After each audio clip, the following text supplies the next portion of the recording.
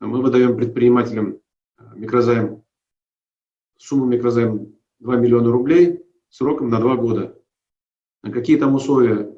Ставка – это 1% годовых, который будет действовать первые 6 месяцев после заключения договора. Затем ставка будет увеличиваться при условии, если предприниматель обеспечит сохранение занятости на уровне 90% численности персонала по отношению к марту 2020 года, то ставка на последующий период действия договора будет половиной ключевой.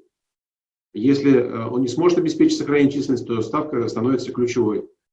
Для сведения, вот ставка на сегодняшний день, ставка ключевая, это 5,5% годовых. Помимо микрозаймов, у нас под ведомством Министерства экономики есть гарантийный фонд, такой же некоммерческая организация. Они запускают программу предоставления поручительства. Запущены 2 программы.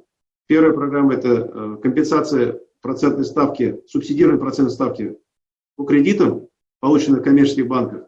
Подав документы уже в государственное казенное учреждение, он может компенсировать до ключевой ставки, значит, эти проценты, то есть до 5,5% по процентам. И сумма, значит, вот сегодняшний день заявка принимается, до 30 сентября до 1,5 миллиона он может компенсировать эти расходы по процентам. Второй продукт, который тоже запустили через ГКО, это у нас субсидирование затрат на доставку еды. Здесь принцип такой, да, предприятия, которые общепиты на сегодняшний день закрыты, они пользуются услугами агрегаторов, которые помогают им продавать свои готовые блюда, готовые обеды.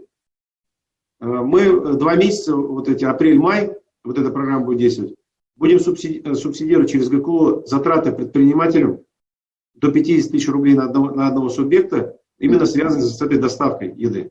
Все выпуски программы «7 дней» смотрите на YouTube-канале ТНВ.